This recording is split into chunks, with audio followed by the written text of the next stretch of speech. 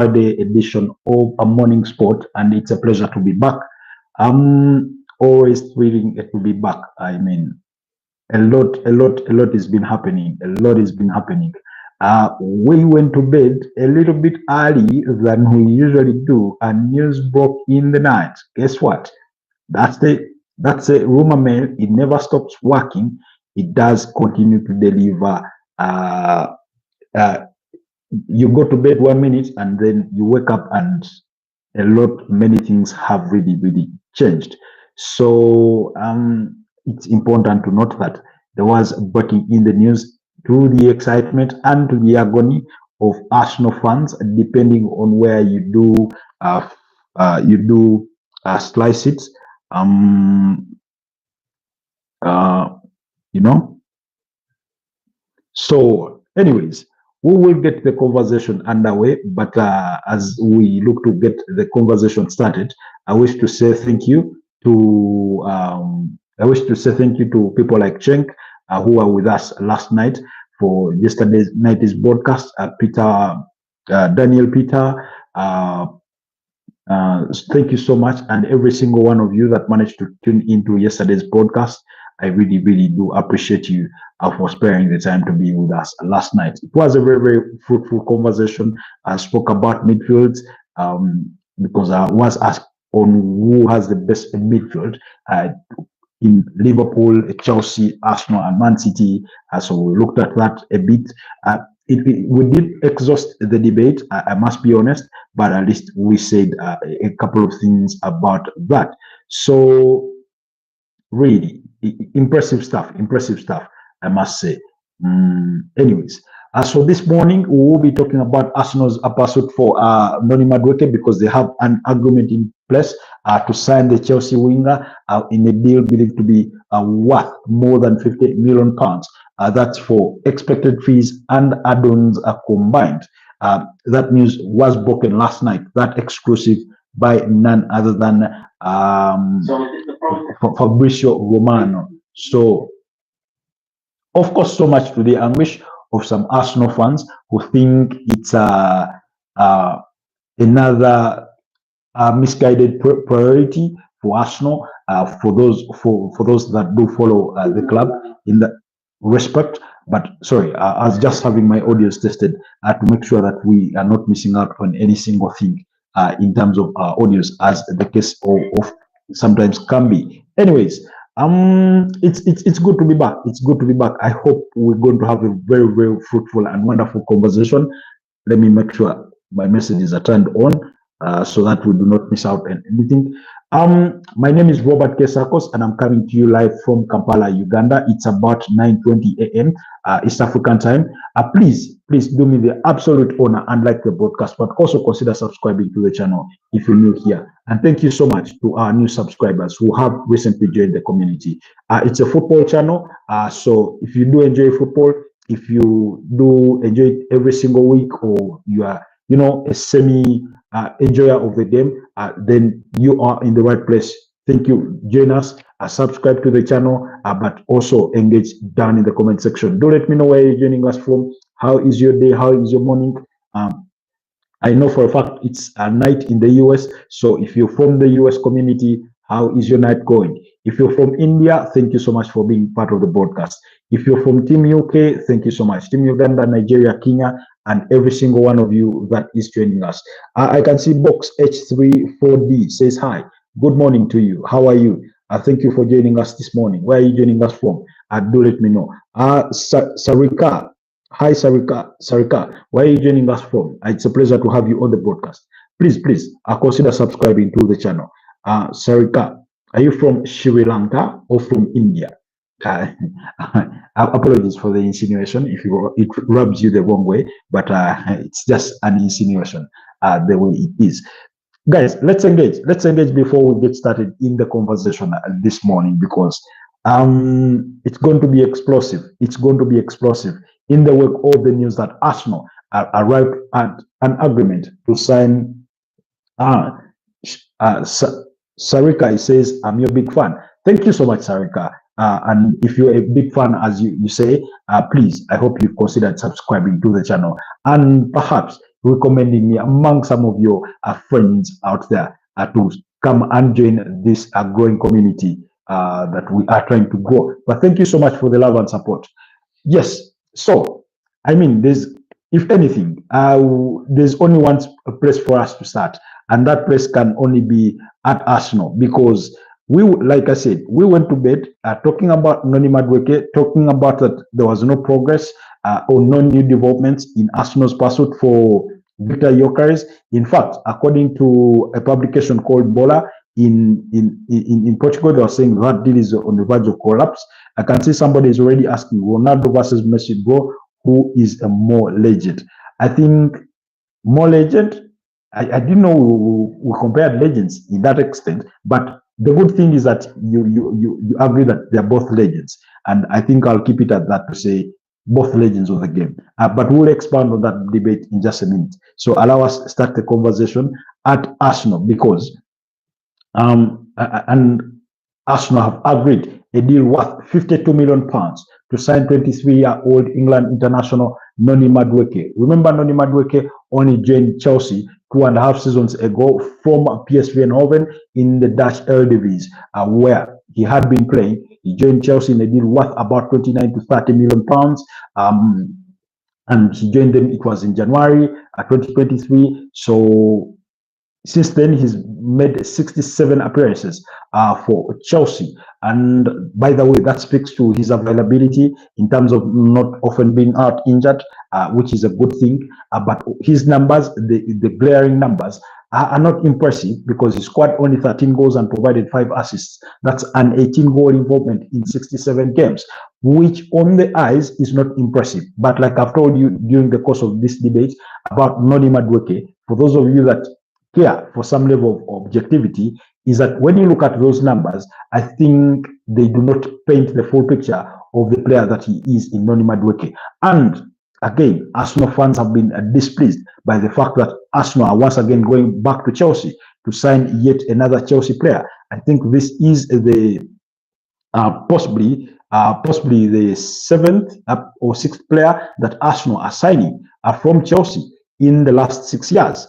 It should be yes, should be the 7th player, yes, that Arsenal are signing from Chelsea in the last 6 years. That is dating to 2019. And during that spell, they've signed David Luiz from Chelsea, they've signed William Borges da Silva, they've signed Jorginho, they've signed Kai Havertz, they've signed Raheem Sterling, they've signed Kepa Arrizabalaga, and now add on Noni Madueke, because that deal is in place for £52 million as a combined total for guaranteed fees and add-ons expected. My guess would be is that possibly the actual fee is about £45 million as guaranteed fees, with £7 million in add-ons, but we will know more for sure in the coming days if the likes of David Ornstein can give us, more on that debate.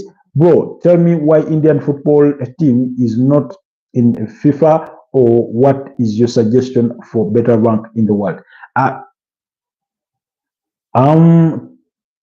Kitchen. I hope I'm pronouncing your name really well. Your name is Chicken. Chicken. Yes. Kitchen. Sorry. Kitchen. Yes. Kitchen. So now that's a bigger debate than I can accord you at the moment. But just give me a minute to conclude on this Noni Madueke news, and we will look at it in a bit. So, I mean, 7 players in a space of 6 years. That's astronomical. Yesterday, we did receive reports again from Fabrizio Romano saying that Arsenal and Chelsea have a very good relationship. Now, for two teams based in London, who for most think that they are London rivals, I mean, that's a whole lot of business that you've done in the last 6 years. A whole lot of business. In fact, according to, I think, Sam Dean, according to Sam Dean of the Telegraph, that's a combined cost of £140 million that Arsenal have sent in Chelsea's way.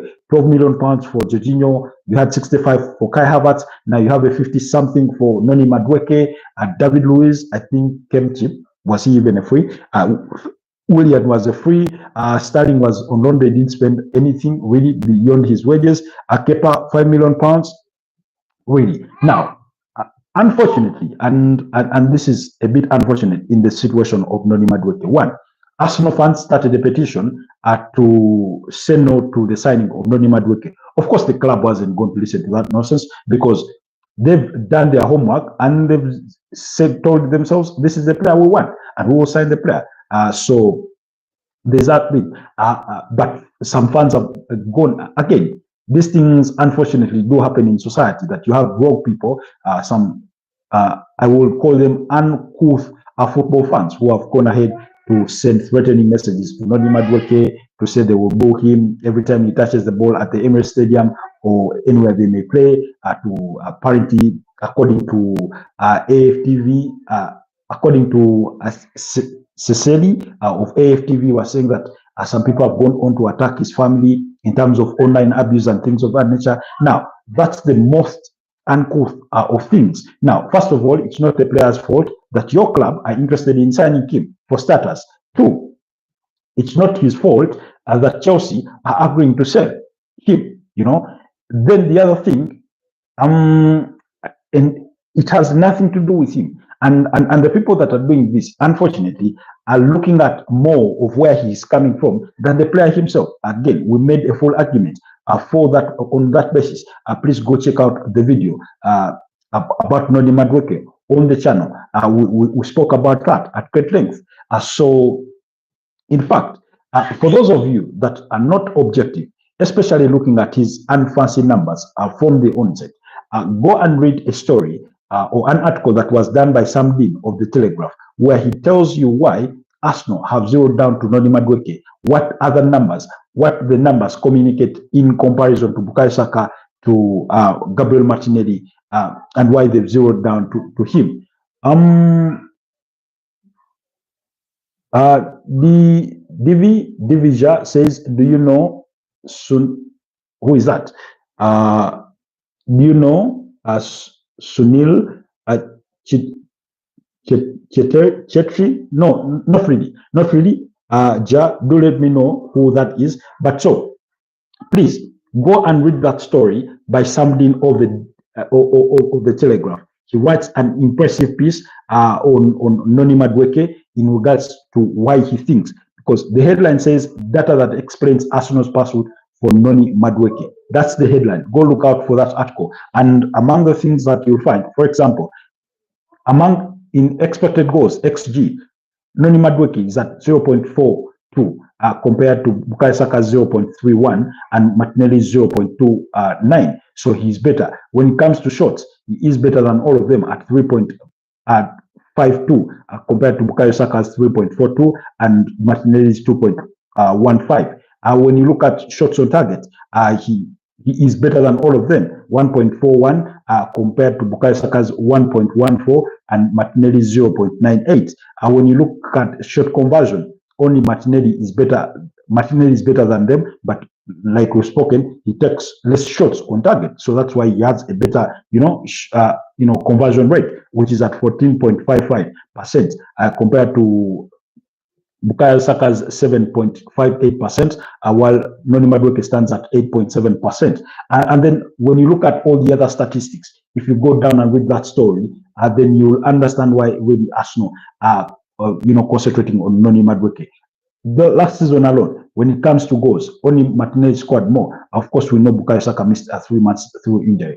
Martinelli scored 8, Madueke scored 7. Assists were 4 for Madueke, there were 4 for Martinelli, and there were 11 for Bukayo Saka. So again, you can see that the disparity is not too big. And all the other metrics, when you look at turnovers per game, Noni Madueke averages at 3.7, while Bukayo Saka is at 3.63 and Martinelli at 3.05.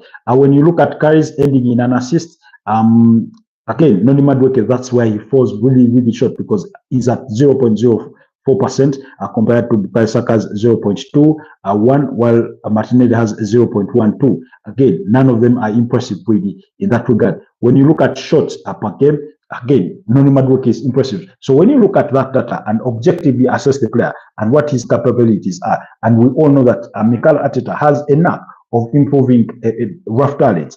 We saw him do it at Manchester City with Leroy Sané and Raheem Sterling. Never mind that he failed with Raheem Sterling last season, but I think that has less to do with the manager and more with the player in the way he applied himself overall in the chances that he was given. But let's not judge the player based on where he is coming from, but rather what his abilities show. Are there players in the market that would have been better than Noni Madueke? Most obviously, yes. But some would have come at, perhaps more expensive than Noni Madueke. Now, according to the reports we did get, is that Noni Madueke's deal is nowhere tied to the deal for, let's say, the Arsenal's pursuit for Rodrigo Guez, for Ebeleche Eze, and the striker. Now, unfortunately for Arsenal, in terms of where priorities lie, I think we are getting this one. They've gotten this one wrong. Not in signing the player, but signing Noni Madueke ahead of completing a deal for Victor Gyökeres, which we are hearing at the moment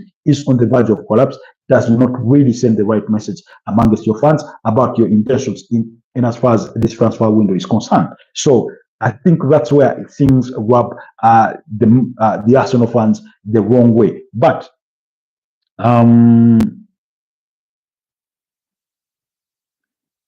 so that's where you have you rub people the wrong way. So I mean, it's a bit of a tough one.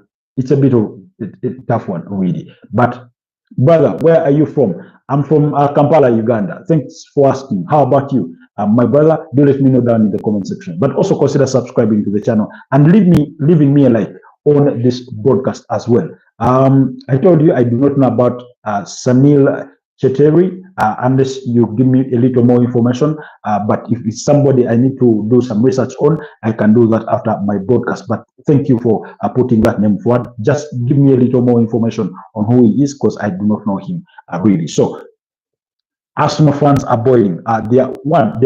First of all, they are worried. Will they be able to get all their other transfer targets if they've spent 50 million quid on Noni Madueke, who they think, I mean, let's be honest, even me, for one, when I was doing my assessment on Arsenal in regards to who they need to prioritize in signing with the market, I told Arsenal fans, I remember saying this in a particular forum, and even on this same channel, that Arsenal needed a backup for Bukayo Saka when I said they needed a right winger. And while they also needed a left winger, some fans were telling me, oh, that's a little too much. And I'm like, you need a backup for Bukayo Saka. They've been singing that song for the last 2-3 seasons. And now that they're bringing in Noni Madueke, he's not the chosen candidate that they do appreciate. Of course, I do understand that. Oftentimes, we may not agree with the kinds of players that our club sign, but this one is a bit of a divisive one. But I do think, and I'm one of those Arsenal fans who says that once he puts on that Arsenal jersey, I'll be his backer, I'll support him, I'll defend him, because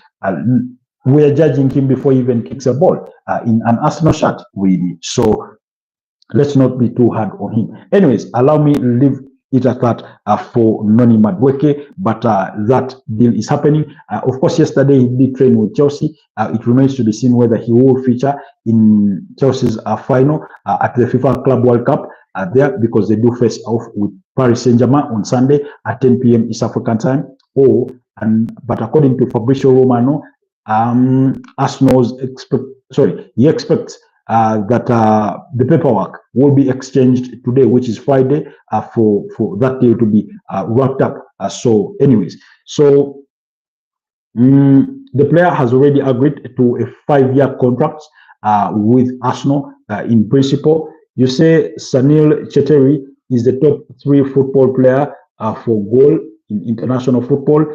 For what country, please do let me know. I'm sorry I do not know much about Sanil Cheteri, but yes, thank you for that insight. That is the top 3 football player for goals in international football. That's impressive. That's impressive. What country does he play for? Forgive me for asking, but as pretty much as you know, football, it's a very, very broad subject. I wouldn't sit here and lie to you that I know every single professional football player that there is. You can only take in so much. But anyways, Fabrizio Romano said more on Noni Madueke exclusive. He said Chelsea and said Arsenal and Chelsea will exchange all documents on Friday. The transfer fee agreed will be £52 million package. Arteta said yes to Madueke as key target already weeks ago. Now, let's not forget, Noni Madueke is coming in as a backup for Bukayo Saka. We all know he's not going to start ahead of Bukayo Saka. But then again, if his work rate, if his performances convinces the manager that he deserves to start, certain games, then so be it. So be it, really. Now, some fans have made the argument, some Arsenal fans have made the argument that the coming of Noni Madueke, especially bearing in mind that Chelsea inquired about Ethan Nwaneri in these conversations, that apparently stands in the way of the progress of Ethan Nwaneri. I do not want to think so, because Arsenal view Ethan Nwaneri as a more central player as opposed to him being a right wing player in playing on that right wing as a backup for Bukayo Saka. Yes, he did play there last season, but because we know for a fact that Bukayo Saka was out for 3 months and that kind of thing. So really, for example, again, okay, he's an Indian player. Okay, thank you so much for that update. I'll be sure to check him out. Let me take note of his name, Sanil Cheteri. Maybe Ja, as while you're still here, you can help me respond. Okay, you can help me answer. Kitchen is a question which he said, why is the Indian football team not in FIFA? I think he meant the World Cup. What is the suggestion to better rank in the world? So give me your thoughts on that as I look to answer that question as well on my end. So people who think that the coming of Noni Madueke will stifle Ethan Nwaneri's progress, I certainly do not think so. I do not think that the coming of Ricardo Calafiori has stifled the progress of Miles Lewis-Kelly, who we know is a midfielder but has been played at left back. So it's all about Hagrid's disappointing son. Good morning, bro. I see you live again. Yes, we are always alive every single morning. But thanks, Hagrid, for being with us here this morning. I'm trying to remember. Hagrid is a Manchester United fan. Correct me if I'm wrong, but that's my recollection. So, because Mikel Arteta sees Ethan Nwaneri as a central player, as a Cesc Fabregas of some form, as a Martin Odegaard, yes, I'm spot on. Yeah, good. So you see, I remember my people, my usual suspects, that the people that do support this channel really. But thank you so much for being here with us this morning. Kindly like the broadcast. So Mikel Arteta and the Arsenal mold see Ethan Nwaneri as a backup for Martin Odegaard more than a backup for Bukayo Saka, and that's where they want him to develop.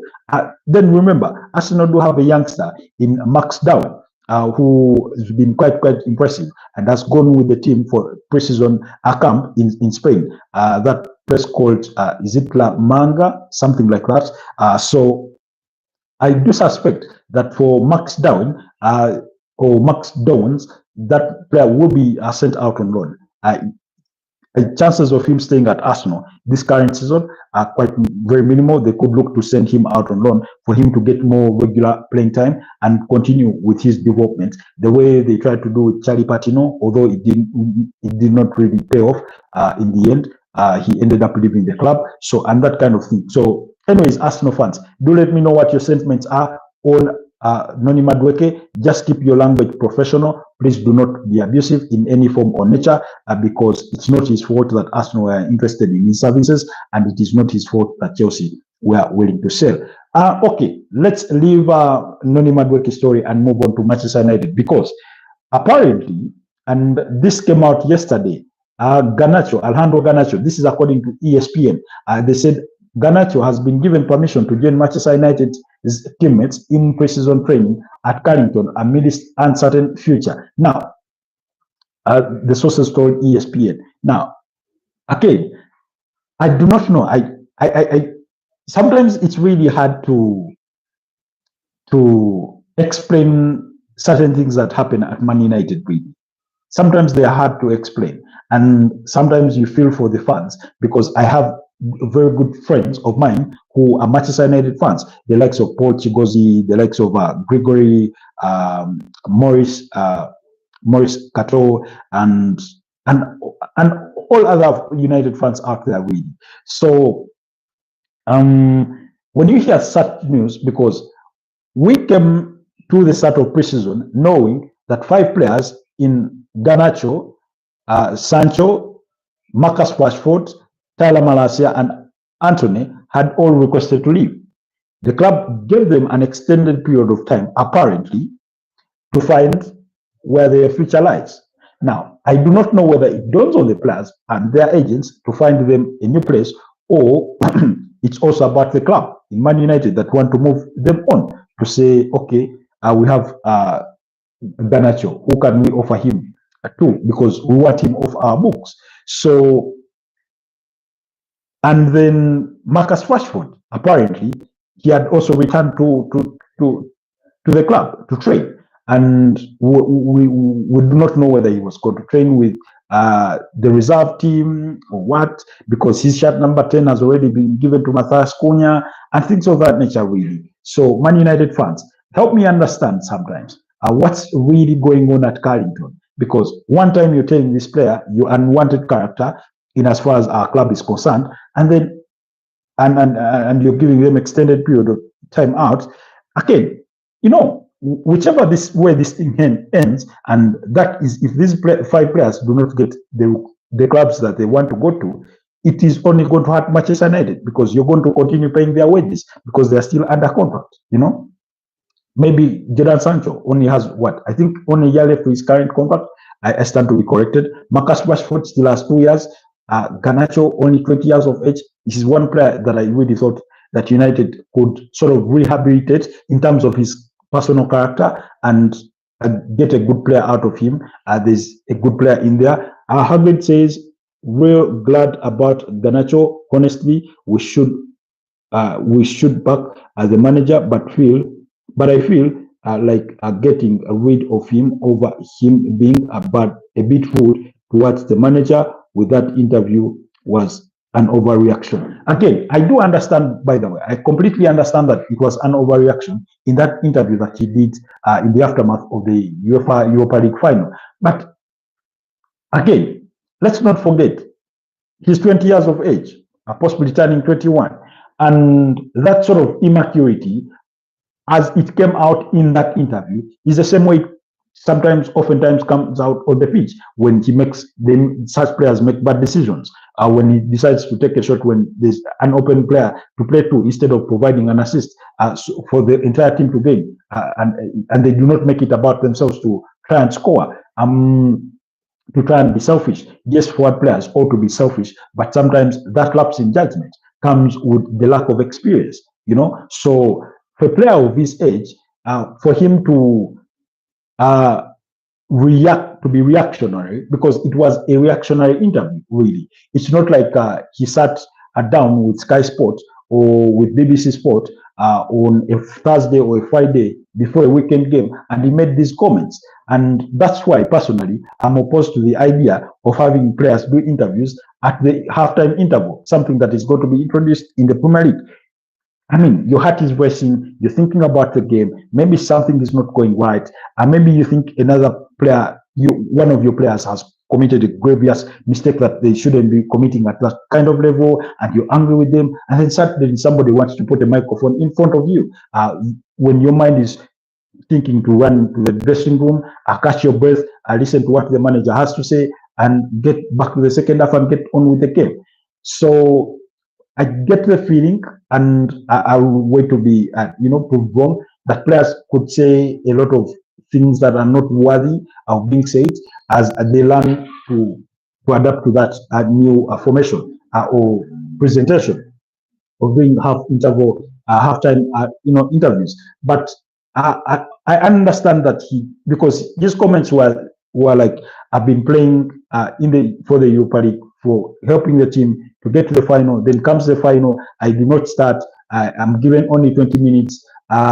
He felt bad, and he said it had been a shitty season. Now, it is true it had been a shitty season for Manchester United. That we cannot even debate. You know, it's not up for debate. Manchester United fans have said just as much, because finishing 15th on a Premier League block of 20 teams is not what Man United want on their resume, you know. But him questioning the manager in terms of his choices on who starts, that was wrong. That was wrong of the player, regardless of how you feel about. You do not say that out to the public. I understand that, but for a 20-year-old, again, it was simply reactionary. It's one of those things that you go sit down with the player and not justify yourself, but talk to them as a young player and say, look here, even if you're still playing for Man United, even if you go to any other club that you think is your dream club or you really want to play for, if a manager makes a decision, you cannot come out publicly in the media and criticize them or give such sentiments. At least wait, go to the manager's office, knock on the door and ask them, why did I start the other game? Yet I thought I was really, really good in training. I thought I've been delivering. What really happened? And they will help you understand more, perhaps, why they made that tactical decision. Because managers choose the players to start a particular game based on their tactical study of the opponent, to say, okay, yes, I have Garnacho, he's a very good player, but I think for this particular game, Amadou Diallo is a better one to start with. But let's not forget, the person that started in the place of Garnacho in that team, I thought was Mason Mount. Mason Mount had been literally injured the entire season, and he came and scored a brace against Atletico Bilbao in the return leg of the semi-finals for United in the Europa League, and then he also scored a goal against Brentford in that 4-3 loss for United. So I remember Amadou Diallo also scored in that same game. So he had a couple of flash games. Apologies for the internet glitch there, and the manager decided to throw him on, which I thought wasn't really, really good, because for those of you that do remember the final, what did Mason Mount do in that game? Absolutely nothing. So you're absolutely right. Him being a reactionary is a big issue, but I also get why he was frustrated about being left out. Did he show it in the right way? Definitely not, but I approve of his passion. But like you said, he should have definitely talked to the manager instead of the media, and that is the fault of a young and naive player that should be educated how to behave professionally. Exactly. Because, I mean, we are all humans. We make mistakes. I mean, let's not forget, even senior players have sometimes said some unworthy things in the eyes of the media. But here we are, we want to bury the head of a 20-year-old because they said something unworthy, which, by the way, essentially, as you put it, was well-meaning. It was out of passion to say, I really, really thought I should have played in this game because I feel I deserve. And I mean, I do not think there's any player that trains every single day with their club that feels they do not deserve to start a game. I think, apologies for the internet glitches. I do not know why, but we've been getting a couple of those in the past days. Mikel Arteta, when he retired from football, he said he felt that his body could no longer give enough to Arsenal for what they deserved. Cesc Fabregas said the same thing when he retired from football at Como. He had, I think, a 2-year contract, but he only played 1 year of that contract, and he retired because he felt his body could give no longer anymore. But professional players that train every single day, they go train and think they've done enough to start the next game. But again, it falls to the manager who has 23, 25 players, perhaps 30, to choose from to say this one starts, this one doesn't start. And again, you could question the decision of the manager every time it doesn't work out, or even if it works out. But for a professional player, I know for a fact that Patrice Evra has said this time and again that oftentimes you could get angry with the boss, and by that he meant Sir Alex Ferguson. Whether a game ended and he came to the dressing room and he criticized you in front of the team, you do not answer the boss in front of the team. You do not respond to the boss. Again, this happens usually in our line of work when your CEO, when your manager is giving you a dressing down in front of your fellow employees. It is best that you keep your cool. So even when you do not think they are being right, in their assessment of you or in their criticism of you. So while in a different workplace, circumstances may vary, but in a football team, you do not have a go down with the manager. So you wait, you take the bitter pill, you take a chill, you wait and knock on their door at their office and say, maybe the following day, or maybe even because that is still in the heat of the moment, and say, look here, you criticized me for ABCD, but I do not think it was that, you know. And by the way, one of the games that Patrice Evra cites for that particular incident is that he had had a very, very impressive game. I do not remember against what opponents.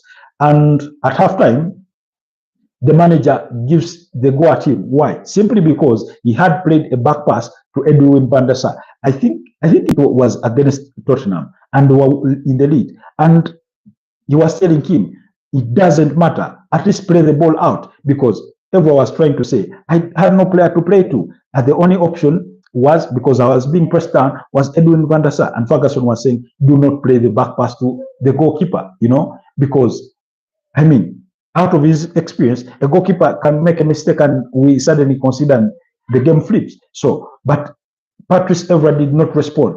His entire teammates thought he was the best player on the pitch that day, and yet there he was getting a beating from the manager. He waited and took it to him, you know, in his privacy. So I'm glad that Hagrid would do agree on that submission about how Garnacho's circumstances would have been handled better. I think for Ruben Amorim to have a cohesive team, he also has to be a very, very good individual manager in terms of handling those players, because today it will be Garnacho, tomorrow you rub Bruno Fernandes the wrong way, tomorrow it will be Rasmus Højlund, tomorrow it will be Casemiro, tomorrow it will be the goalkeeper Andre Onana, another day it may be a Patrick Dogu, and I mean, so if you keep saying if somebody has done that kind of blunder that you're suddenly going to toss them under the bus, then you may not really have a dressing room to manage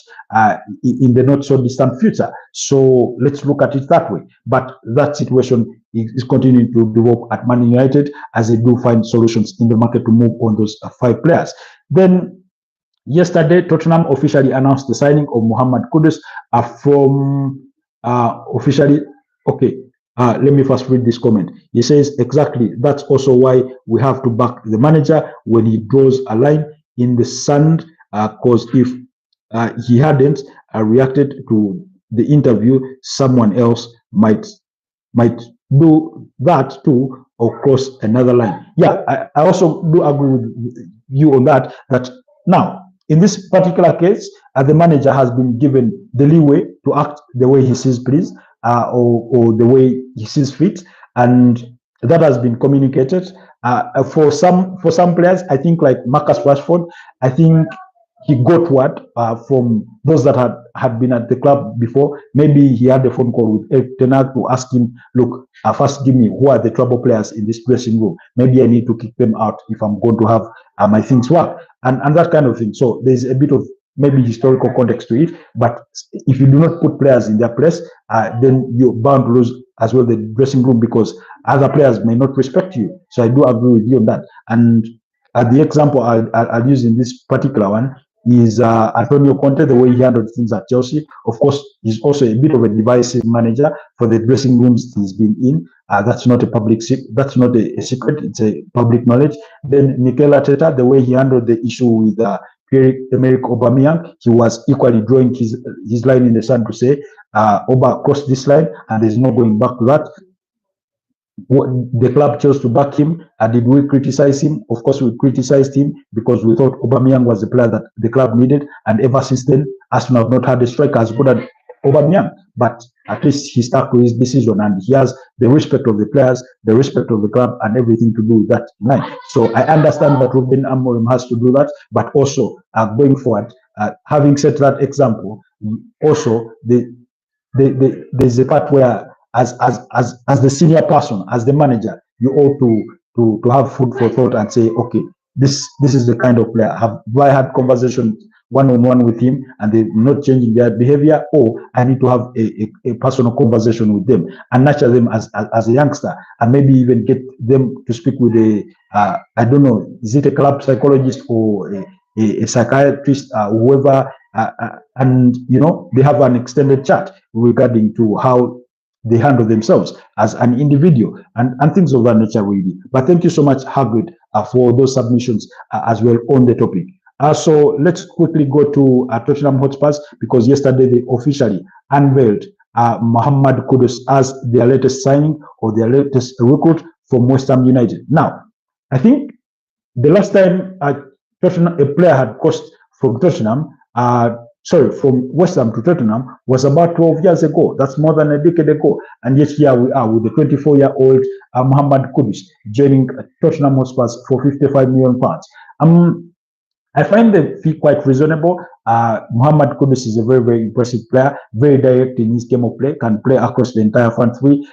We know he plays on that right wing predominantly, but can also play behind the striker. He needs to be worked on in terms of improving his decision making, and when it comes to his accuracy, when it comes to taking attempts on goal, he needs improvement in that direction. But his numbers, because last season he scored 5 goals and provided 3 assists, while the season prior he scored, I think, 8 goals and provided he scored 8 goals and provided, I think, 6 assists in his debut campaign when he was joining West Ham from Ajax. But suddenly we know last season West Ham were not that impressive a team. They had their troubles that led to the sacking of Julian Lopetegui, who was then replaced by Graham Potter. So that is done. That deal is done and dusted. The player will wear the jersey shirt 20. Muhammad Kudus. Muhammad Kudus is such a good signing. He is exactly a world beater right now, but the possible potential that makes this deal worth it. Indeed. And I think for him working under a manager like Thomas Frank, who we know has worked to improve players like Brian Mbeumo, Yuan Visa, has worked effectively with the likes of Ivan Toney, I think he can work on Muhammad Kudus and improve on his final delivery when it comes to the final third, which is good in the way it is, but it needs to to be better, and I think he will work on that. Then we were still digesting that news, Tottenham completing that deal, and then they activated a £60 million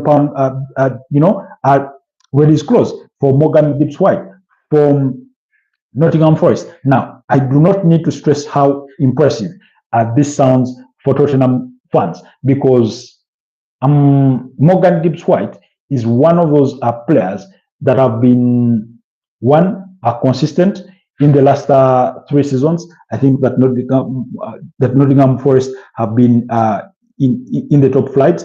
Then he's one of those direct players. Also, he's very good with providing the assists, scoring the goals. He has an eye for goal.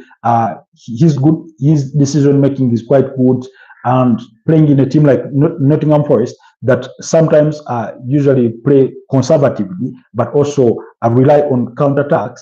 I think when it comes in a team like Tottenham, that are a bit more fluid, at least based on what Ange Postecoglou was trying to do, will be good for him. His numbers could be better, because in the first 2 campaigns in the Premier League, he scored 5 goals and provided 8 assists and 10 assists respectively. That was for the 2022-2023 campaign, and then the subsequent season 2023-2024 campaign. So you can see that there was a bit of progress in that. Then last season, he scored 7 goals and provided 8 assists. Now, the moment I heard of this news, my first instinct or reaction was, where is James Maddison going to play? How about James Maddison? Have they not thought about him? But then I remember Tottenham are also going to be playing in the UEFA Champions League. I remember James Maddison's injury record, which is not really good. Sometimes he can be out for a month or 2. So then you need a good backup player to play in that role. So I think Morgan Gibbs-White is really a very, very impressive player. Pound for pound, I think I would rate James Maddison a notch higher compared to Morgan Gibbs-White, but I think they are the same molds of players. The thing about James Maddison, on a good day, he can give you, he can give you that impressive free kick and that you did not expect, that wins you the game.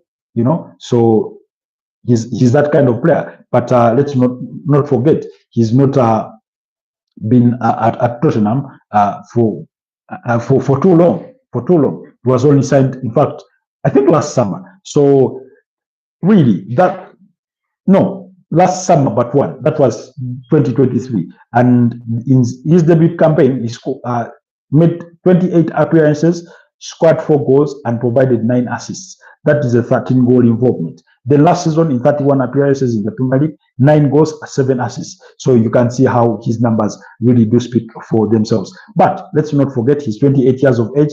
Morgan Gibbs-White is 25. So that's a 3-year kind of gap, which could speak to a lengthy future. So I do rate James Maddison ahead of Morgan Gibbs-White, but I do think he is the perfect backup or player that Tottenham can get.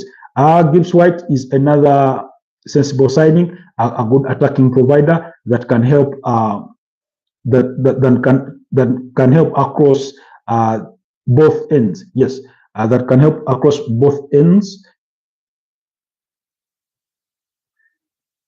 Okay, yes, across both ends of the pitch, whereas Maddison seems to be a bit more attacking oriented. Yes, I think they can play in the same team. If you play, let's say, James Maddison in front of the midfield, and then Morgan Gibbs-White can also play for you coming on from the left wing. You know, so he's that bit of a dynamic player. But I think, but I wait to see, but I do not think Thomas Frank will be looking to play them in the same team, because then that means you'll have to sacrifice either Dejan Kulusevski, who I do not think he should, or Brennan Johnson, who I think he will also improve as Thomas Frank will improve as a player. Brennan Johnson is one of those players. Very, very exciting player on the board, by the way. And in terms of he has that knack of popping up in the final third and gets you a goal. So, but again, also because the captain Son Heung-min could leave the club, that could create the room. But also, let's not forget, Mohamed Kudus has equally come in. So he will need to find the right balance of the team. But given the number of games that Tottenham will have to play, Premier League, Champions League, I do not think he will fail to find room for either of those players to fit well into that team. So impressive stuff. Then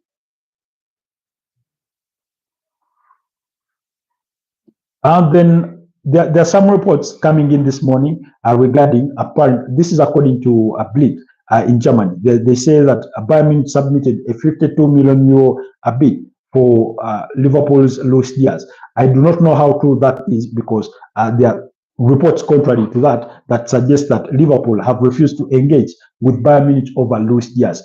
Liverpool have been unequivocal in their not for sale stance and rebuffed all advances to date. Now, we've known this for a bit of time, that Liverpool have told all suitors, including Barcelona and Bayern Munich, that Luis Diaz is not for sale. Still has 2 years left to his current Liverpool contract, and although he's not been engaged in contract renewal talks, maybe Liverpool are thinking to themselves, in 2 years' time he turns 30.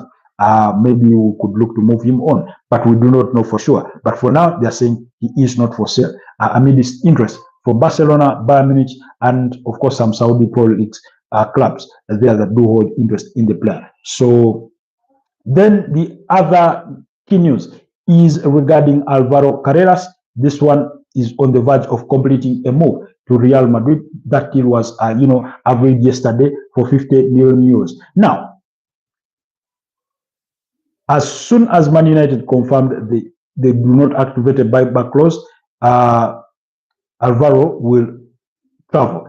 Now, again, I've gotten mixed information regards to this deal. It has nothing to do about the agreement, because Real Madrid have agreed the 50 million euros. But 1 year ago, Alvaro Carreras was at Manchester United. He went to Benfica for £8 million. And apparently, Manchester United had a buyback clause of £15 million.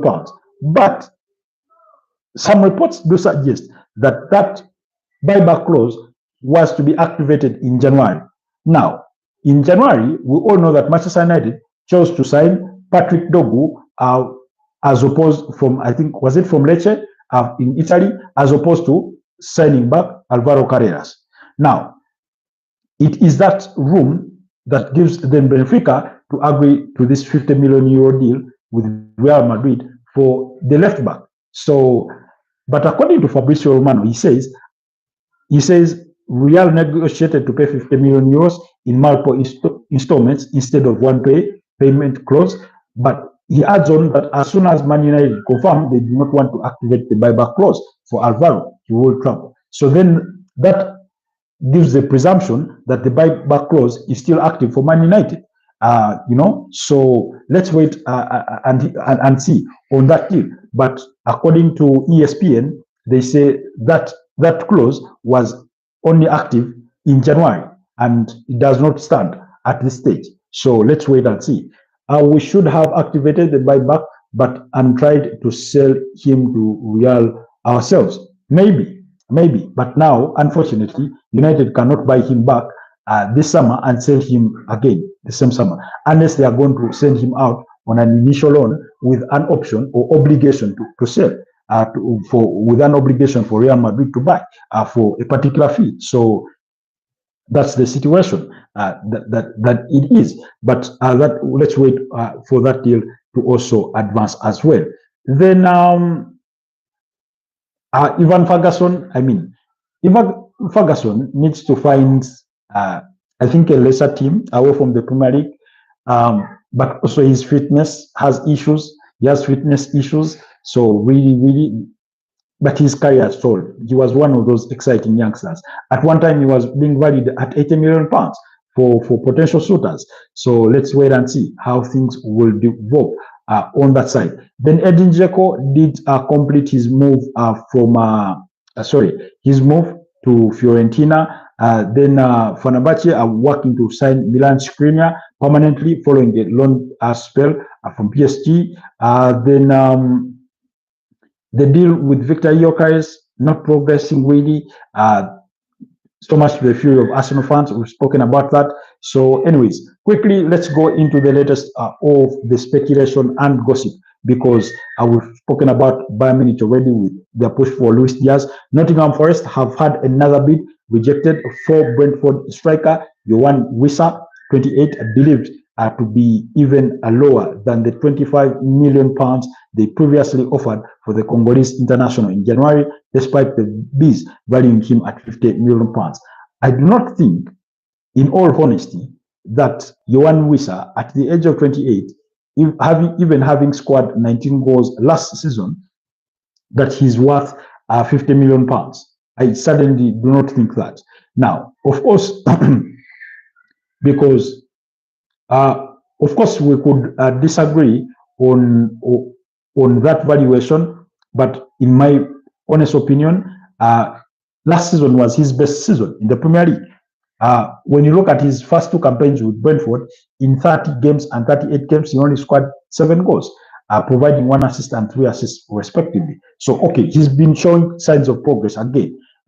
More credit to Thomas Frank, because his first season, 2021-2022, 30 games, 7 goals, 1 assist. Subsequent season, 7 goals, 3 assists, 10 goal involvement. Then 2023-2024, 12 goals, 3 assists, a 15 goal involvement. That was, he's been improving on. And then last season, 19 goals and 4 assists. Now, with Brandon Mbeumo set to go to Man United, if they can agree to that deal, although yesterday we are hearing reports, and this was according to Ben Jacobs of Gimme Sport and also Talk Sport. He was saying that Man United are reluctant to meet the 70 million pound valuation of Brentford for Brandon Mbeumo.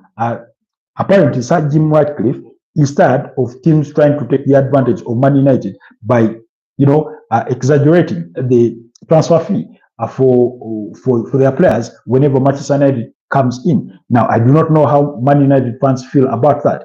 Do you agree on that?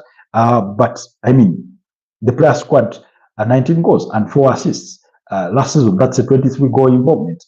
His counterpart, Brandon Mbeumo, scored 20 and provided 7 assists. Although for him it's 25 and this one is 28. So his valuation has more to do with the age than whether he can progress as a striker, but Brentford did turn down that bid that was under £25 million from Nottingham Forest.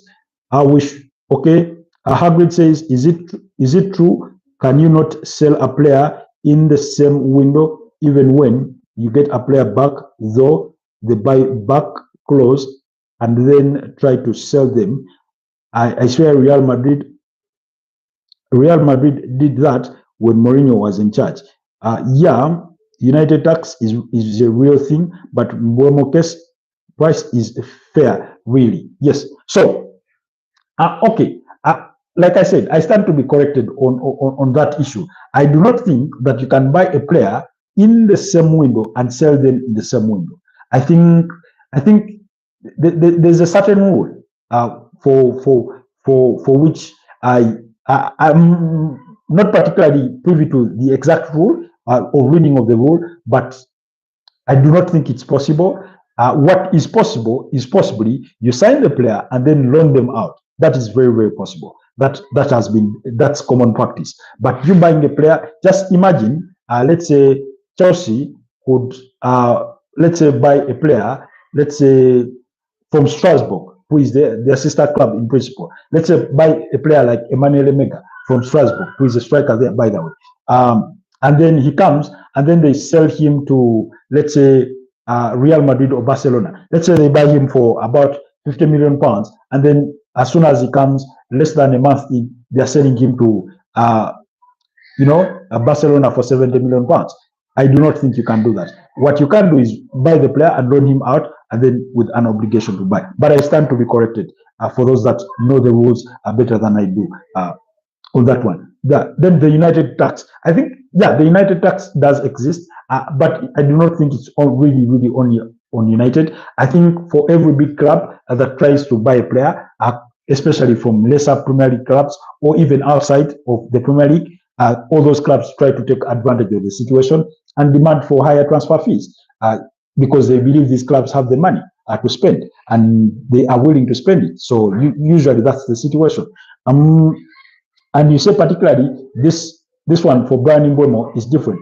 I mean, I do understand that, and I would be inclined to agree with you, because if you went and paid about more than 85 million euros for Anthony from Ajax, why not pay for 65 for Bryan Mbeumo? Because I believe that would be an aggregable fee for them to take, perhaps with expected add-ons. You say, okay, that makes sense, bro. I never knew that, but in that case, we should have gone for that and loaned him out with an buy option, with a buy obligation in the deal. Yes, so in that respect. So I think for Bryan Mbeumo, I think the value is not exaggerated. Like I keep saying, Brentford are simply using the benchmark of Matthias Cunha because United paid £62.5 million in principle as a release clause. And we're talking about a player whose goal involvement was at 21, 15 goals and 6 assists for Wolverhampton Wanderers, a team that he helped survive relegation. And then here you have a player in Bryan Mbeumo, literally same age profile, Mbeumo 25, Cunha 26. This one has scored 20 goals and provided 7 assists. That's a 27 goal involvement. So Brentford are simply saying if the other one costs 62.5, we'll do value this one slightly more than that, and we'll do value him at 70 million pounds. But we are willing to negotiate on that.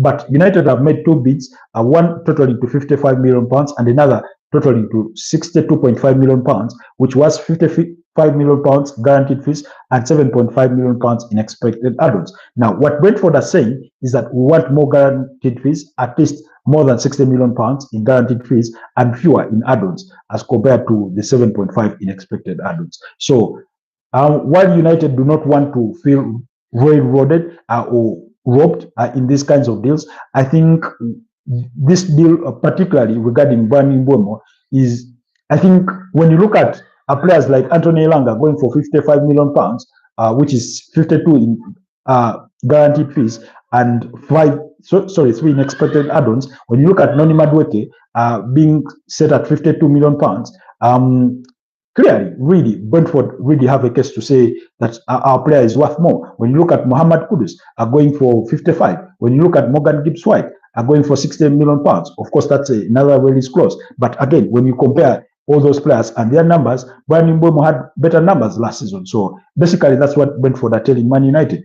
Acuna and Mbeumo are comparable in quality. The price is fair, especially when you consider past prices for yes, Hoyland, Anthony, and Martial. Yes, again, of course, Anthony Martial cost a bit less, but we all remember he had those very, very achievable add-ons that apparently when he reached 25 goals for Man United, they ought to pay Monaco about £8 million. We all remember that deal was negotiated by Louis van Gaal when he was still manager. Not himself, but at least he was the manager at the time. Then you look at Rasmus Højlund, £72 million as a 20-year-old from Atlanta. Of course, it has not yet worked out for him, but you spent that on a player that was hacking it in Italy, basically starting out, and yet you're saying to a player that has been in the Premier League for the last 4 campaigns that you're not willing to meet that valuation. Of course, equally, Bryan Mbeumo has been improving on his numbers over the years, but you know, I do not think that it's an over-exaggeration of a price tag in this case, because again, when you look at his numbers, he came from 4 goals in his debut campaign. That was 4 years ago. Probably he was 21 and still very young. 4 goals and 7 assists. That's 11 goal involvement. The subsequent season he improved. He scored 9 goals and provided 8 assists. That's a 17 goal involvement. An improvement. The season after that, 9 goals once again, 6 assists. A bit of a decline, but with only 2 lesser involvement. The last season was his best campaign. So really, we're talking about 25 years of age. That's when players are coming in their prime, really. So it's really, really understandable. I think Man United are pretty much like Arsenal behaving with the Victor Gyökeres deal. They just need to swallow the bitter pill and pay up what is being demanded of them in that case, and they get on with it. Really to complete that deal. But United are hopeful they can agree that deal before the kickoff of before they go for their US tour. You say we have a long past of messing up negotiations and overpaying for players.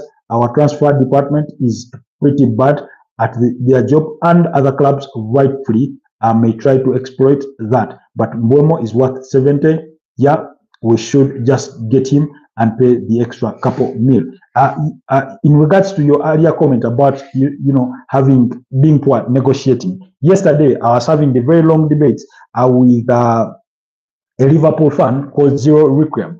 He's one of our semi-regular, people on the channel, and he was saying that Liverpool sell their players for a cheap, and yet when they go out to buy players, they are sort of prices are sort of blown up in the air when they try to sign players. And he was saying they need to do better when it comes to selling players. Of course, even with him, I disagreed because he was giving me astronomical figures. For example, he said he values a player like Harvey Elliott at £90 million, and I was telling him no club is going to pay that.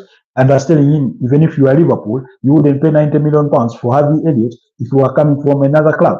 And he said if they were to let go of Alson Ramsey-Baker, he would value him at £90 million. And I was telling him, look, the most expensive goalkeeper in history has been Kepa Arrizabalaga, joining from Athletic Bilbao to Chelsea in 2018. He went for about 70, rising to £72 million. You signing Alson from AC Roma, I think that was in 2019, after, I think 2018, after after Loris Karius' horrible display in the finals of the UEFA Champions League in 2018, they signed Alson Ramsey-Baker for about 60-something million pounds. And I was telling him, you cannot get £90 million for Alson Ramsey-Baker.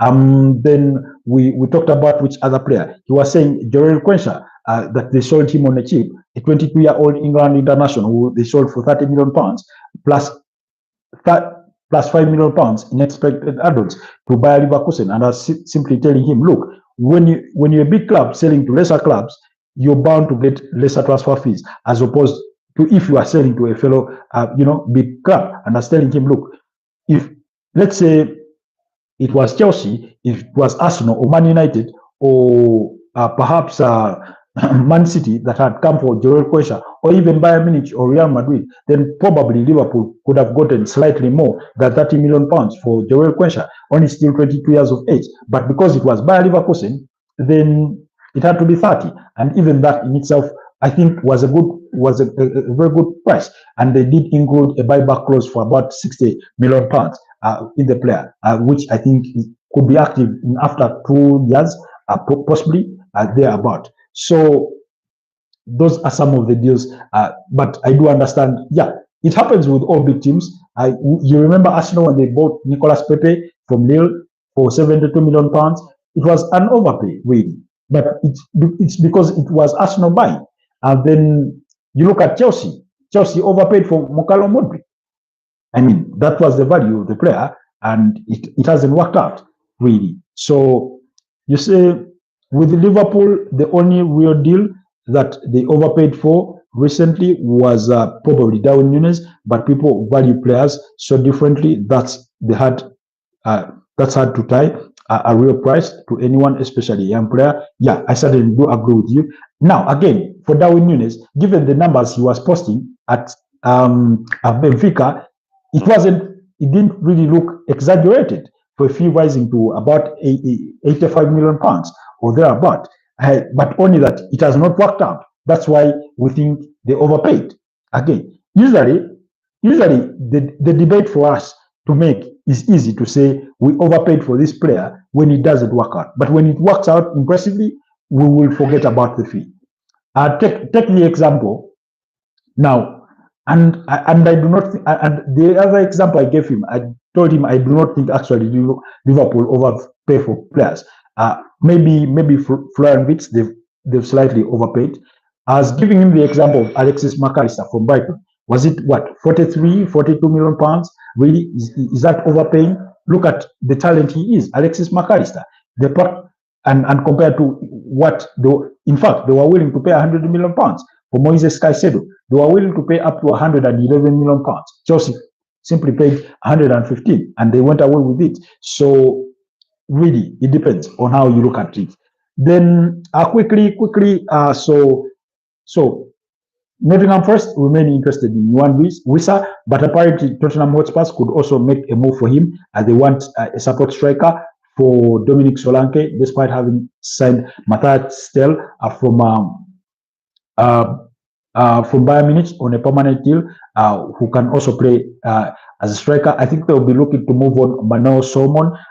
Things have not really worked out for him. They do have a defender in there called Radu Dragisson, who they signed. I think that was in January 2024, around that time. Then Liverpool are ready to open talks over a move for entrance French striker. That's Hugo Ekitike. Even though the club need to sanction the transfer of Darwin Núñez first in order to facilitate a deal. That's according to Gimme Sport. That's a situation we've spoken about really at great length. The Reds have been impressed by Ekitike, but the price tag and the 25-year-old Sweden striker Isak's situation at Newcastle could also be factors in any deal. That's according to TBR Football. Arsenal's pursuit for Victor Gyökeres is at risk of collapse because the club has had no communication with Sporting for 3 days. That's according to Abola in Portuguese. Then Real Madrid are open to letting go of Rodrigo Goes this summer. We've spoken about that at great length. That's according to Fabrizio Romano. Then following Real Madrid's defeat in the Club World Cup, coach Xabi Alonso wants to sell Rodrigo along with Spanish midfielder Dani Ceballos at 28 years of age, and Morocco midfielder Brahim Diaz, 25. Now, I think, out of all this, Dani Ceballos, he's failed to live to the expectation. When he completed his loan spells at Arsenal, you thought he was going to break through into that Real Madrid midfield, especially that Toni Kroos and Luka Modric were edging it out. But I think he's failed to create himself that role to be a standout performer. So they could look to move him on. I completely understand, but once they move him on, they would need a backup. Now, remember, Real Madrid wanted to transition from the midfield of Casemiro Toni Kroos and Luka Modric. With the revolution of Fede Valverde, Eduardo Camavinga, and Aurelio Tchouameni, with the likes of Dani Ceballos. Now, for all that component, I think the player that has lived to expectations so far has been Fede Valverde. Aurelio Tchouameni, he could be better. Eduardo Camavinga, he blows a bit hot and cold sometimes. Really, that's how I feel about him. Dani Ceballos, it has not really worked out. You say, I hope that the Arsenal Jokeris deal falls apart and United goes back in for him, but we will have to sell to buy. Well, I understand your wishes. Teams are really interested in signing him, although the player wants to join Arsenal. But let's wait and see. I've said this before. We all remember that Mukalo Modric deal in 2023. He wanted to join Arsenal, but Chelsea offered better terms to Shakhtar Donetsk, and the player ended up going to Chelsea. So we cannot forget that. Then you say Ceballos is a weird one. Real had such a strong midfield in the time, so he never got the chance he should. But during the last 2 years, as the Toni Kroos leaving and then Luka Modric being predominantly a bench player, that's when he would have really capitalized on the opportunity. But I think he could do well at a lesser team, really. If he went to a team like Athletic Bilbao, if he went to a team like maybe Real Sociedad, at a team like what other team there that I can think of? Those kind of mid-table teams, because Sevilla and Valencia have fallen so far off the wagon. They are no longer those teams that you really want to send a player to go and play. But at least Bilbao, Sociedad, maybe Real Betis, he will be really, because Real Betis are losing Johnny Cardoso to Atletico Madrid. So I think maybe even Villarreal have lost Alex Baena to Atletico Madrid. That's another team. Then I feel like Betis could really use him. And Manuel Pellegrini is one of those managers that does know how to get the best out of certain players, really. So that's what I do feel about for Dani Ceballos, really. Then Brahim Diaz, I think Brahim Diaz is a good player. He just needs more regular playing time. Again, Brahim Diaz, if you were to leave Real Madrid, I think where could he go? Brahim Diaz. If you were to stay in Spain, again, I think you would suit those the same teams that we've spoken about, but we do know that Atletico Bilbao will be out of question because they only sign players from the Basque region in Spain. So, but possibly if you went to Italy, Brahim Diaz to a team like Inter Milan, a team like AC Milan, I think you could do well there. That's what I feel about Brahim Diaz. He went to Real too early. He should have joined a top 5 team further to develop fast. Maybe again, some of these players, because it's about a lack of regular playing time. Because look at Adagula, it's Xabi Alonso that has promised him to be a pivotal to his team, and we've seen we know there's a brilliant player in there, and we've seen it at the FIFA Club World Cup. Look at a player like Endrick. He's joined Real Madrid, and Carlo Ancelotti, when he did not summon him to the Brazilian national team, and was asked why, he said the player does not play enough for his team. But guess who was the manager at Real Madrid, where Endrick plays? It had been Carlo Ancelotti. So you do have those cases, really. And by the way, that's why I think Rodrigo Goes could really use a move away from Real Madrid, because if you're not going to be a starter, and because we're in a season where after which we go into the World Cup, that's going to be a big factor for all these big players that think they ought to be part of their national teams. So it's going to be, and also that partly explains the possibility of Richarlison leaving Tottenham Hotspur. Apparently, there's some bit of interest from Turkey with Fenerbahce. I'm not too sure how credible those sources are, but Richarlison could be on the move alongside Son Heung-min. Not that Son Heung-min's place in the national team would be out of doubt, but let's not bear that in mind. That's exactly what I meant. A regular playing time is so important for young players, and they all go to Real to sit in the reserves. Such a shame. Yeah, because let's also not forget, Real Madrid have signed Master Antoine from River Plate, only 17 years of age. They're going to look to give him playing time. And I know for a fact that Xabi Alonso likes young players. And I think he will be a very good rotational manager as he tries to figure out what his strongest starting 11 is.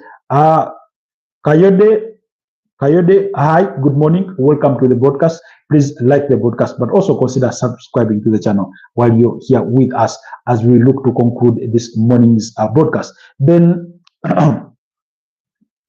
I'm just new here. Also, just subscribe to the channel. Thank you so much, Kayode. What team do you support? You're from Nigeria. Oh, I figured just as much. I almost predicted that because of your second name. I was struggling to read it.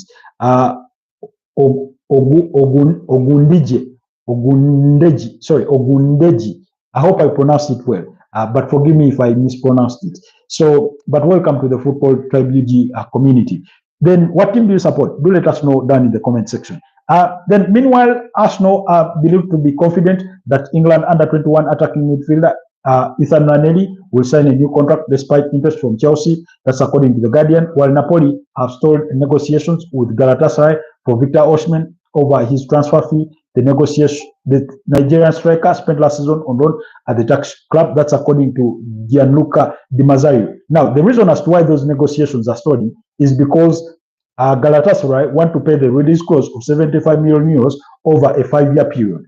And the other day we spoke about Napoli wanting to try to frustrate Victor Osimhen and push him to the Saudi Pro League where Al Hilal are interested, simply because Al Hilal are promising better payment terms in regards to that release clause. So that's the situation happening with Napoli. You say, I really hope it does all change a bit under Xabi Alonso. Indeed, I loved Don Carlo, but he's had his favorites and stuck with those too much to be the signing that many young players. Now, you see, part of the challenge with a team like Real Madrid is, and we were speaking about this again with, I think it was with Zero, about the model of Real Madrid. Real Madrid is a club that operates in such a manner that they do identify players that they want to sign, and they sign them, and whichever manager or head coach is brought in, you use the players that they've given you. Now, out of 100%, Real Madrid has 85% a hand in the players they sign, and whichever manager comes in will have a 15% in terms of who is brought in. Now, Xabi Alonso, he's gotten a bit of leeway, and he asked for the fast tracking for Dinhausen. I do not think he was really involved in that deal for Mastantuano. I do not think he had much say in that one. The deal for Alvaro Carreras, I think he's been involved in that one. He has asked for a midfielder, and that's why there was speculation linking Angelo Stiller from Stuttgart to Real Madrid. So, but when you look at all the other players, for example, for players like Kylian Mbappe, players like Jude Bellingham, they're just going to buy them and tell you, use the player. He's a good player. We paid expensively for him. Find a way of playing him. You remember at the time when Real Madrid had Gonzalo Higuain, Karim Benzema, his ex-son Kaka, late Kaka, they had Mesut Ozil, Cristiano Ronaldo, basically, a whole lot of very, very good players, and eventually they ended up trimming them off. Mesut Ozil in 2013 went to Arsenal, Angel Di Maria in 2014 went to Manchester United, where it did not work out for him and went to PSG, of course. So that kind of model, yeah. So yeah, they are still working with Galatasaray's system in a way. Okay, then to conclude also, this Sunderland are in talks with England winger Romain Mundo. That's about to sign a new contract. 22-year-old has attracted interest from PSV and Eindhoven. And then Fenerbahce boss Jose Mourinho is targeting Belgium forward Leandro Trossard with Arsenal open to selling the 30-year-old. Now, this is a bit of a divisive one because Leandro Trossard is one of those very, very effective players when it comes to goals and assists. In 2.5 seasons, I think he has about a 51 goal involvement. He has about a 51 goal involvement when you look at his numbers. So he's better than Gabriel Martinelli, I think, in the last 2.5 seasons. And yet, at the age of 30, that's when clubs look to move you on. But I do think he still has it in him to deliver, even at a very high level, even if you were to stay in the Premier League. So Fenerbahce are interested. That's according to Photosport in Turkey. But again, Turkish reports are not so really very reliable. So please take some of the news from Turkey with a pinch of salt. Then Real Betis remain confident of signing Antony permanently for Manchester United. Now, the challenge with Real Betis, we know they are not that rich. They do want the player, that is without a doubt. But the finances involved, because I do not think that Man United will be very lucky to get 50% of what they spent on Antony, but at least what he did at Real Betis in the second part of last season gave United some bit of negotiating power to say, look, the player is still only 25, he's hitting his prime, and there's still a very good player in there. So yeah, Manuel Pellegrini really got something good out of Antony to show us that there is still a very good player in there. So, but let's wait and see how those negotiations will go. Then English striker Jamie Vardy, 38, is a target for former West Bromwich boss Carlos Caberan. That's Coberan, who is now head coach at Valencia in La Liga. That's according to Gimme Sport. Now, people, in the last couple of days, I've had reports linking Jamie Vardy with a move to Man United. Man United, what are you doing getting linked with a 38-year-old Jamie Vardy? Even with Dominic Calvert-Lewin, I do not agree that he should be a Manchester United profile player. To Newcastle, as a backup for Alexander Isak, well and good, take him on. But at Man United, of course, he could come and shine. He could be a late developer. But we're talking about a player who, in 9 seasons, in only 2 seasons, did he manage to score 10 plus goals. He scored 13 goals in the 2019-2020 campaign, and then 16 goals in the 2020-2021 campaign. That was during the period when they had Don Carlo Ancelotti at the helm of Everton. So that's the kind of player we're talking about. So Man United, what would really attract you to a player like Dominic Calvert-Lewin? Anyways, that's up to Man United fans and the club to decide. But although I do not support Man United, given how big a club they are and the kinds of profiles of players that they should be looking at, I do not think they should be even anywhere near those kinds of deals. But that was reported by The Sun that United will, should they fail to get all their top targets, they could consider making a move for the free agent. So let's wait and see. You say no Galacticos, bro, Florentino Perez is early transfer model of signing only star players like Beckham, Figo, Zidane, but not thinking about how they play together. Yeah, that's the kind of model that they were using. And you remember, how they signed Gareth Bale, but it worked out for that one. Antony to Real Betis is a deal I hope happens for the sake of everyone involved. It's not even about making all the money back. Let's just set him on a good path. I get the feeling that United could negotiate a deal where they do have a very huge future sell-on percentage clause, but then also very good achievable add-ons. Like, for example, if Real Betis qualify for the Europa League, if he helps them maybe finish in the top 5 or top 4, and things of that nature, because they are capable, those kinds of things. Then if he scores, let's say, maybe 12 goals in a season, which is capable of, maybe we get 500,000 euros as add-ons or 1 million euros, depending, to try and structure that kind of deal, so that they get a bit in more money as compared to wholesome fees, which may be really hard to get for a transfer fee. Then you say now we should go nowhere near Vade or Wilson or Lewin. I would rather get Vlahovic or Djokovic, who is also available for free. Jovic, Stefan Jovic. Okay, then Dusan Vlahovic, yeah. Apparently, yesterday, was it yesterday or the other day? I was reading reports that Juventus are willing to negotiate with Dusan Vlahovic to terminate his contract.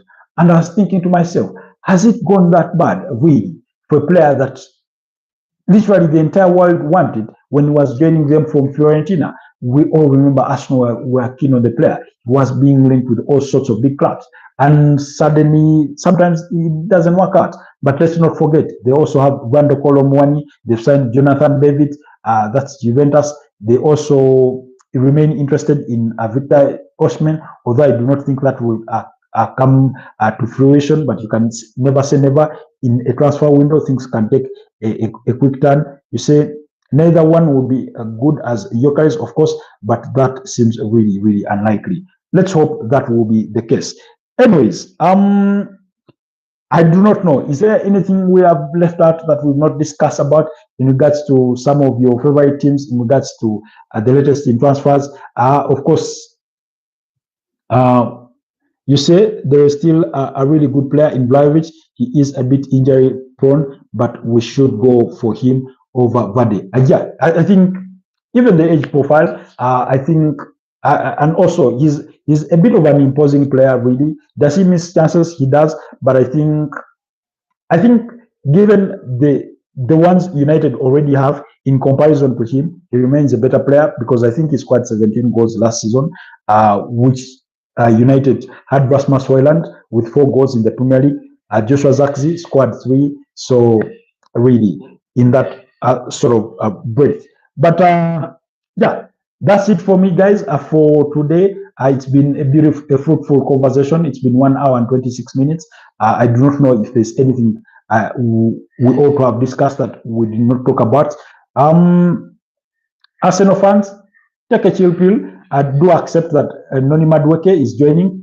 Embrace it and support him because, I mean, he did not come out, he did not go running to Arsenal to say, please sign me. And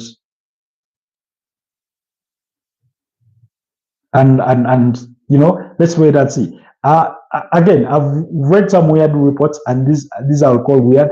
Apparently, Arsenal have got in touch with Nicholas Jackson's agent, player a childhood Arsenal fan, and open to a move. Club to club talks not begun yet, but expected early next week. That's according to to Chadi AFC. Guys,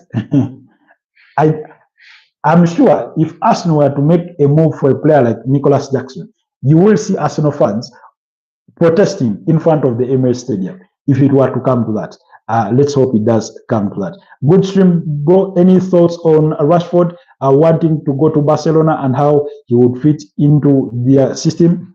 I do not think he would fail to fit in their system. First of all, he would be going to Barcelona as a backup player because he's not going to displace Rafinha. Given Rafinha's numbers, that the numbers that Rafinha posted during the course of last campaign are so much so that they got him involved in the debate or the conversation for a potential Ballon d'Or nomination. Because I was looking at those numbers, and this is according to some online sources who say he played 57 games last season, scored 34 goals, and provided 22 assists across all competitions. Now, that's a 56 goal involvement in 57 games. Then you look at Ousmane Dembele, who was featured so far in 51 games, scored 34 goals, and provided 13 assists, which gives him a 47 goal involvement. Then you look at a player like Vinicius Jr., 55 games, 23 goals, 19 assists. So just to broaden the debate a bit. And then, of course, he's not going to displace as a lead striker, he's not going to displace Robert Lewandowski, because even at the age of 36, he still scored 25 goals in the Spanish La Liga last season. And I think he he did not play all games because at some point he was injured. He also missed the first leg of the semi-finals of the UEFA Champions League against Inter Milan. So he will be a backup player. Maybe if they do sign him, he would have to compete for a slot with the likes of Ferran Torres, Fermin Lopez, and things of that nature. There were reports linking Ferran Torres with a potential move to Aston Villa, but we all know Aston Villa's finances, unless after selling the women's team to their parent owners, that's this sport, gives them a bit of leg room to go out and sign players, or maybe if they are able to move on players that they can generate high revenue from players like Morgan Rogers, then players like Emi Martinez, that they can generate some good income out of those. And Oli Watkins, you never know, because the transfer window in itself is still has a bit of room up to until 31st of August. So he would be there as a backup player. He would get playing time, and there is a good player in Marcus Rashford. Really, let's not forget that in Erik ten Hag's debut campaign, he scored 30 goals in all competitions, which earned him that lucrative contract from Man United. So let's not discount that. I do not think suddenly he became a bad player overnight. So he would only be a backup player. So he would join Barcelona knowing that he's going there as a backup player. He would have to take a pay cut, but also the challenge with Barcelona is the question of whether they would be able to register him. That's why they failed in their pursuit for Nico Williams.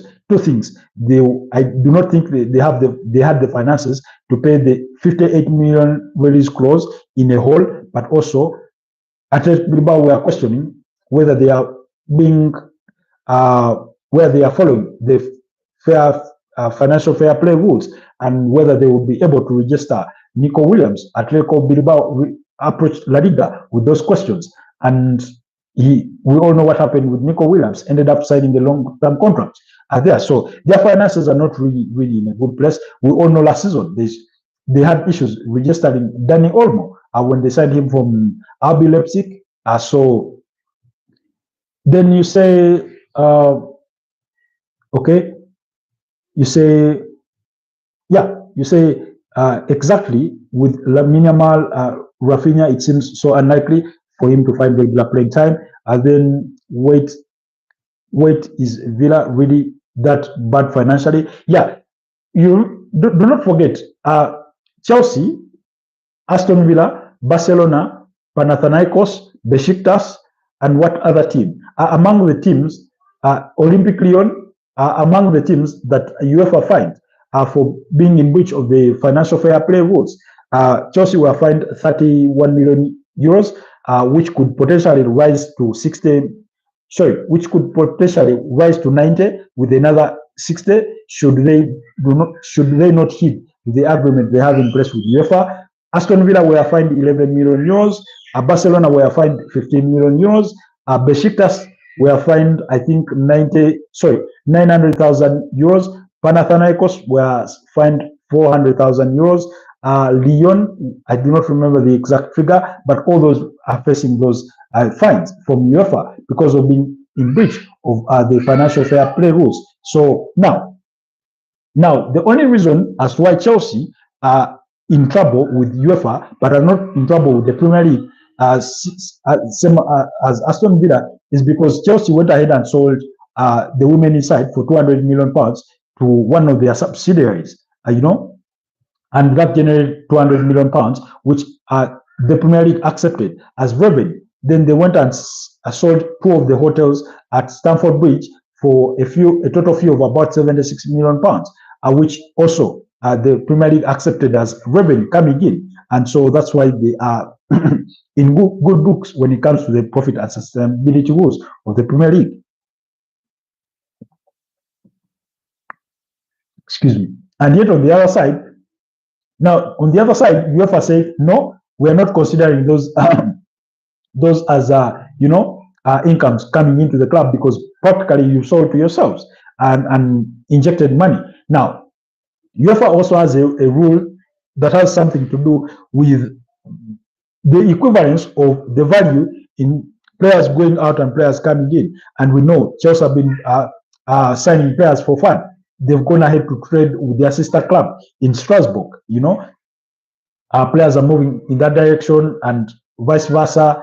We know that George Petrovic spent last season on loan out there with Andre Santos at Strasbourg.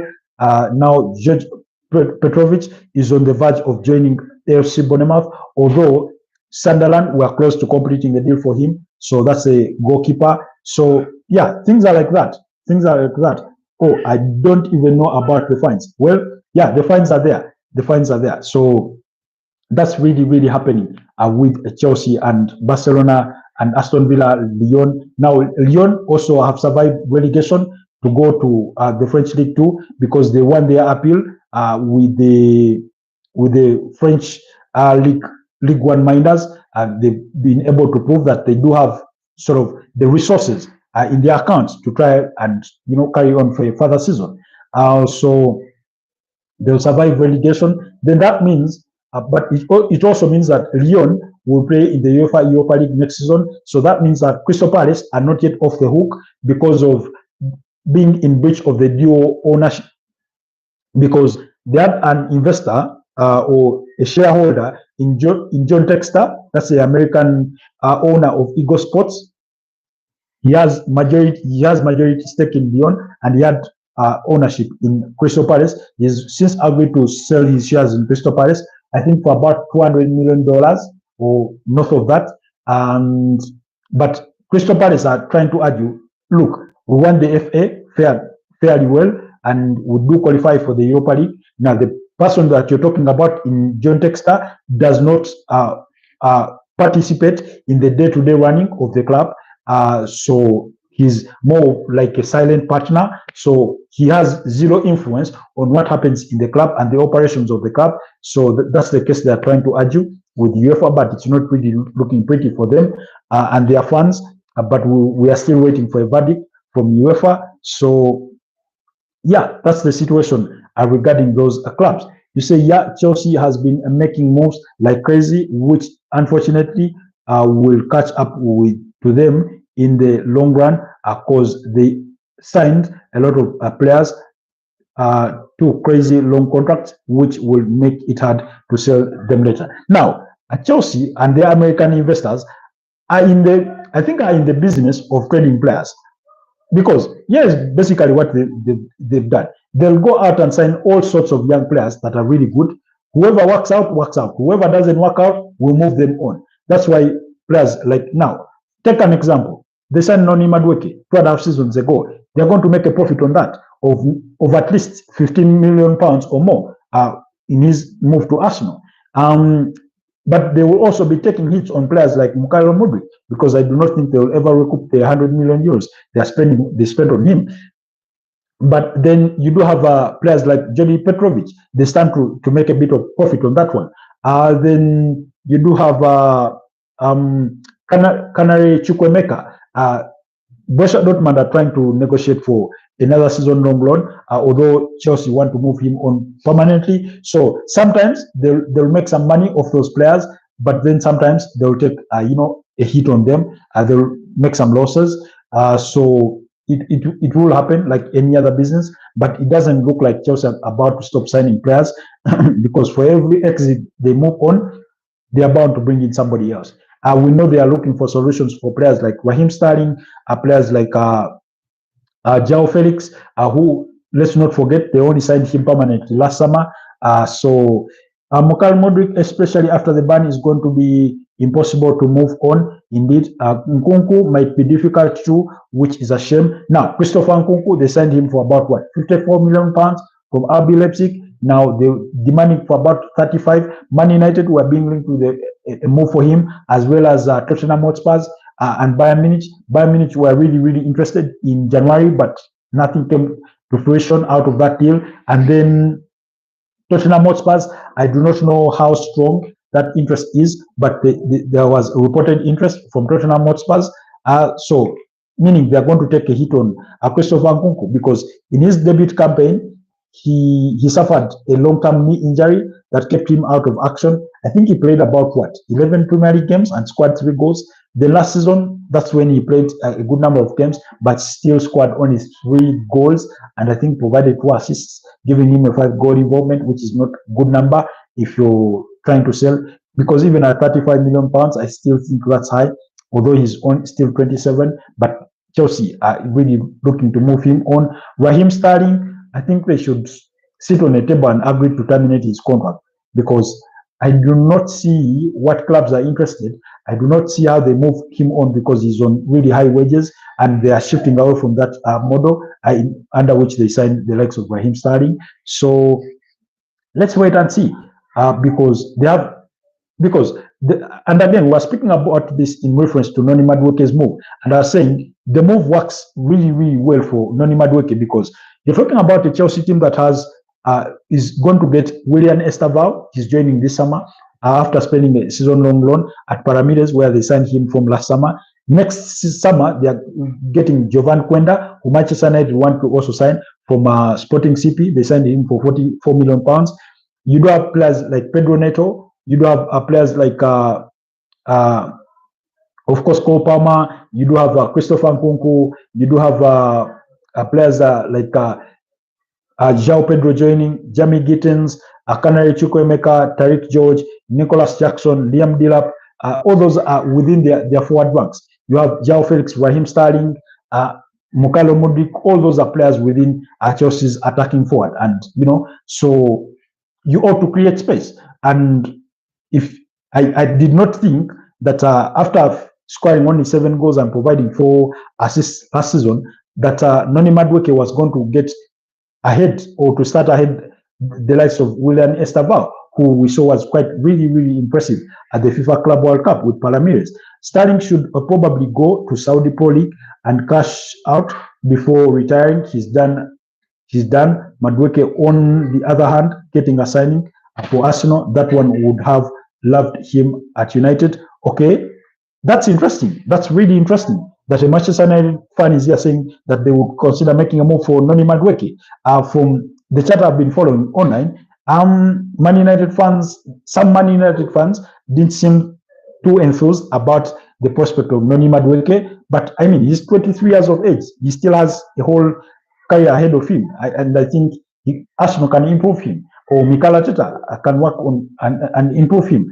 But let's wait and see. So when you look at Chelsea, they really, really have to move on some of those players to create room. But also eventually, when you are a player at Chelsea, and this is why I was wondering, because Chelsea expressed interest in signing Ethan Nwaneri, and I'm asking Ethan Nwaneri, if you're telling Arsenal that they ought to guarantee you playing time in that squad, what makes you think that if there's interest from Chelsea that you can go to Chelsea and get the playing time when players are too many there, So let's wait and see. Otherwise, it's been a fruitful conversation, guys. If you're interested in learning some digital skills like cybersecurity, coding, and web design, do not forget to check out our friends at Ebo State. They're based in Kasanga, Kampala, Uganda. They do offer online and in-person training sessions, and they help their trainees post-training to find jobs in the dynamic digital world. But it's been a fruitful engagement. Let's look to build on it later tonight. You say, now, I actually rate Madueke very high. He has a good mind for his passes. His placement is just a bit off. He needs time and practice, but he will get there. Yes, practically what you're saying is a good submission, because as telling Arsenal fans that, look here, the problem with Arsenal fans, they are more concerned with where the player is coming from and how much he is costing than actually assessing the profile of the player that they are getting. One, they detest the idea that he comes from Chelsea. Two, they do not agree with the valuation of the player, which is pretty much not for them to decide. And that has sort of biased them about looking at, the player objectively. And earlier on, when I was, speaking about him, I was recommending for them to go and read a piece that was done by Sam Dim of the Telegraph, where he talks about the data that has informed Arsenal's pursuit. he talks about the data that explains Arsenal's pursuit for Noni Madueke. And when you look at that data, when it comes to expected goals, when you look at ball carries, when you look at shots attempted and things of that nature, he's better than Martinelli, than Bukayo Saka. But of course, Bukayo Saka will ought to bear in mind that he missed 3 months of game time last season through injury. But that notwithstanding, his numbers are beyond the goals and assists are not that bad. And that's where I usually make the argument that we've come so accustomed to these numbers of goals and assists that sometimes we are blinded by the overall game of a player. We are so obsessed with those two statistics of goals and assists that we then ignore what else is good about these kinds of players. So when you go look at those metrics and read the entire story as put forward by Sam Dean, then you really understand that if you look at the situation objectively, Arsenal, because remember, Noni Madueke is coming to Arsenal as a backup for Bukayo Saka, who they've been demanding for. So when you look at it that objectively, then you will conclude that maybe we should give this guy really a chance and support him and see what he is capable of doing. Exactly, he's a very good project, a player for you guys, a great investment, and he will be a regular starter for you guys once he actually hits his prime. Exactly, that's what I feel. And also, the reason as to the only argument from Arsenal fans that I would sustain is regards to him not being a priority signing ahead of a striker, because we know the disparity between Arsenal and Sporting CP, at least based on what has been reported, is apparently 5 million euros, where the disparity comes. But for me, I would want to believe that there is more to the story than what the media is really telling us, because I suddenly think, because let's say Arsenal agree to pay the 70 million euros as guaranteed fees and then 10 million in add-ons.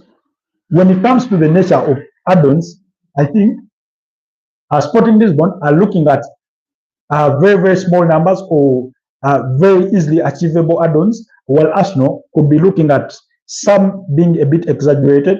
Also, there's the payment structure of the transfer fee, because apparently Sporting CP want a huge sum of that money up front. So I think there's more to the negotiation between Arsenal and Sporting CP over the deal for Victor Gyökeres than, because we could be speaking about the 50 million pounds for Noni Madueke, actually 52 with add-ons included, and yet we do not know what the terms of the contracts are. It could be that Arsenal are going to be permitted to pay maybe this money in 3 years or even 4 years, and yet Sporting CP on the other side, even though the striker is priority, they are telling Arsenal, out of the 70 million euros we want you to pay 50 million euros upfront, and then the other 20 come in within a year, and then you've offset the guaranteed fees, and then you have to pay the installments, sorry, the expected add-ons as quickly as possible, as soon as they are achieved.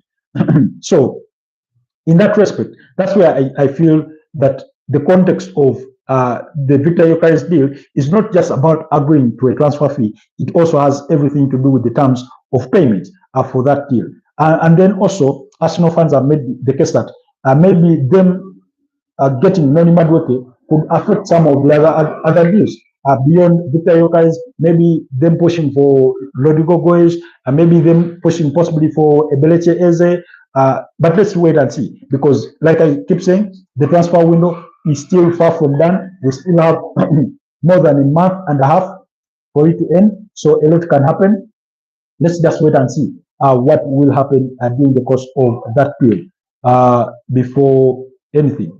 Anyway, guys, allow me sign out before my microphones give up on us. But it's been really a wonderful debate with you, Hagrid. It's been a wonderful conversation. Yeah, Gyökeres deal is a big one, so it makes sense that it wouldn't go completely smoothly, but it also makes sense that the club doesn't want to make themselves look desperate. A very good stream, bro. Looking forward to the next one. Thank you so much, Hagrid. Thank you so much, Sanka Lutlel, Box H34D, for being part of today's conversation. Devi Ja, There's a question I did not answer about the Indian national team in regards to why they are not in the FIFA Club World Cup. Sorry, in regards to why they're not in FIFA, they are in FIFA. They just not qualified for the FIFA World Cup before, and that's just to do with their football. It's not been as good to qualify them. But let's see in the years coming ahead, in the expanded World Cup, where we're going to have 48 teams and a total of 104 games played, and maybe one day they will get a chance to qualify. Indonesia is one of those teams looking to qualify, and they've never qualified before. So let's just be patient with the Indian national team. But their priority is oftentimes with cricket than more it is with football. So let's bear that in mind. But thank you so much, Devija, for being part of today's conversation. And every single one of you who managed to catch this podcast, who followed, who liked, those who didn't like, didn't submit a comment. Thank you so much for being part of the conversation today. Allow me to call it quits here, and I wish you a wonderful rest of the day. Let's link up later, either during the course of the day, in the lunchtime hour broadcast, should there be news we'll be bringing to you, but more importantly, it will be for as long as we have power and internet, because sometimes our power is off, you never know. We will be here to discuss more of those conversations, and we'll bring you the latest from the world of football. Have yourselves a wonderful rest of the day and the weekend ahead. Bye-bye.